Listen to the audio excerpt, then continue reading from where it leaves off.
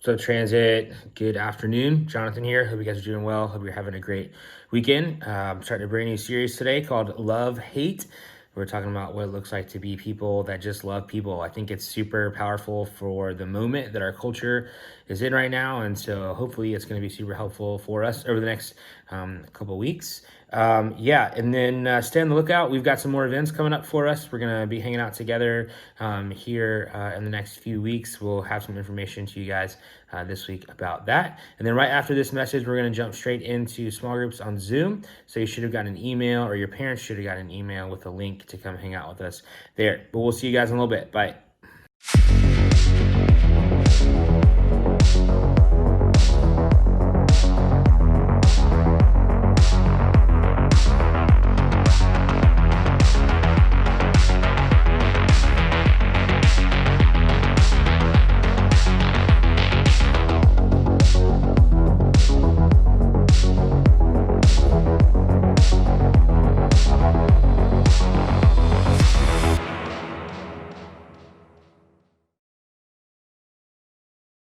We live in a world where we use the words love and hate pretty loosely.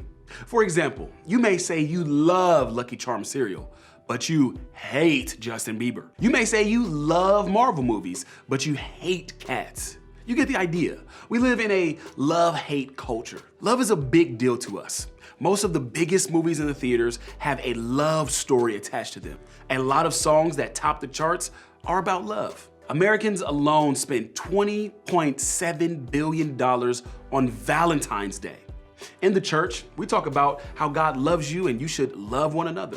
On the other hand, though, we live in a culture that loves to hate on other people or ideas. We bash people on social media, we have opinions on everything, and we form judgments about people we don't even know based simply on their Instagram grids. So if love is such a big deal, why does it seem like hating on people is such a natural part of our lives?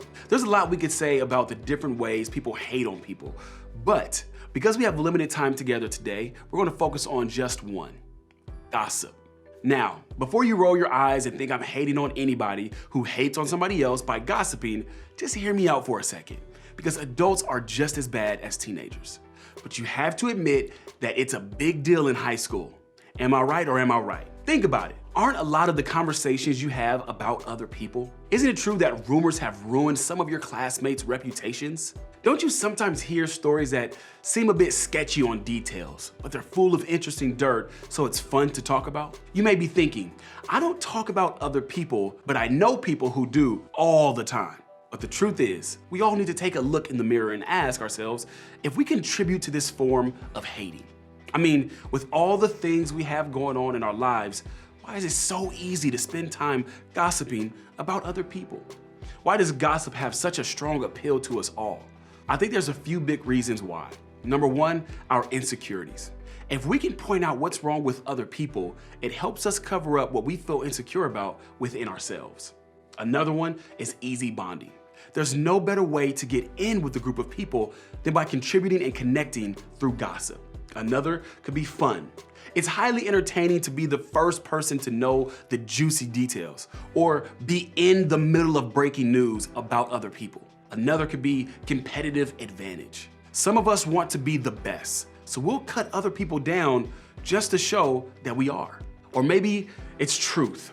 Sometimes we justify gossip with the fact that what we're talking about is actually true. We think it's okay because the people we're talking about deserve it or brought it on themselves. Or it could be innocent intentions. Sometimes we just have BFFs that we share everything with, and sometimes everything includes gossip. Like I already mentioned, gossip is an adult thing too. So it's not like you've gotten a lot of great modeling on this topic from people who are older than you. We know parents, teachers, coaches who all tell too much. There are shows, podcasts, YouTube channels dedicated to gossiping about and hating on other people. Social media has ramped this up for sure. You know about subtweeting. And there are famous celebrities who literally are only famous because people gossip about them.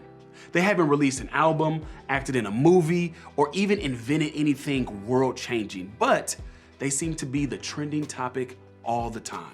What a crazy time to be alive. But isn't it true that although gossip is a naturally accepted part of our culture, there's something inside all of us that knows it's not good? I mean, if you've ever been gossiped about, then you know how terrible it feels. It's not fun to be the subject of other people's conversations, especially when they don't have all the details or even know you. I know for me, the only time I want people talking behind my back is if they're complimenting me. Anything else, it just hurts. If gossip is, in fact, a big deal, how should we handle it? Well, let's talk about that together. Interestingly enough, someone who lived a couple thousand years ago might have written some of the best advice on this particular topic. His name is Paul, and he's one of the most famous Christians to ever live. His life was dedicated to starting churches and telling everybody he ran in contact with about Jesus. He would often write letters to the churches he had planted, and eventually some of those letters will become what we call books of the Bible. One of those letters is now called the Book of Ephesians. It was written to a group of Christians in the ancient city of Ephesus, which was a bustling port city full of culture, diversity, and religions. It was a town full of a bunch of people with a bunch of differences. This type of setting is the perfect fuel for gossip. There was plenty to talk about, plenty to disagree on, and plenty to judge. In fact, for the people Paul wrote to, Jesus followers, it would have been easy for them to judge what they saw in the people of that town. And it would have been super easy for them to gossip. But Paul wanted the Christians in Ephesus to operate differently than culture. So his letter is all about them, as followers of Jesus, living unique lives. Here's what he had to say. Do not let any unwholesome talk come out of your mouths. In this one sentence, Paul makes it clear that unwholesome talk is not supposed to be a part of our lives. This letter was originally written in Greek. And if we were to look at the original word for unwholesome in the Greek, one of its meanings is rotten.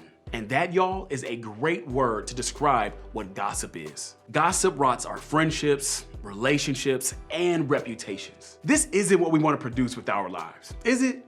We don't want to be people who put out a rotten vibe.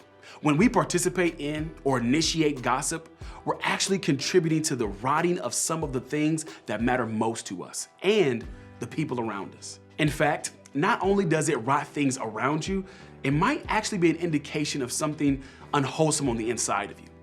Jesus himself talked about this. It's not what goes into your body that defiles you. You are defiled by what comes from your heart. According to Jesus, what comes out of you says a lot about what's within you. When you gossip, it shows something about you. More than the words you speak, it's about the motivation that causes you to say certain things or participate in certain conversations. It's an issue of the heart. But back to Paul.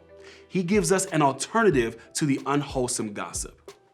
Do not let any unwholesome talk come out of your mouths, but only what is helpful for building others up according to their needs, that it may benefit those who listen.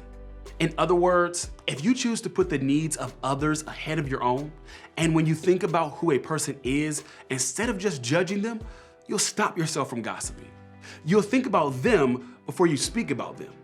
If you choose to build others up, care about their needs, and help them, you'll choose words that benefit them instead of words that bash them. I get that this is a lot easier said than done. Trust me, I do. In a world where gossip is really trendy, it's hard to be the guy or girl who chooses wholesome over unwholesome. I mean, that just sounds boring, doesn't it? But I think it will help you to think about it through the filter of this question. What do you want to be all about? Do you want to be known as someone who loves others or as someone who is simply a hater? The good news is that you have a choice.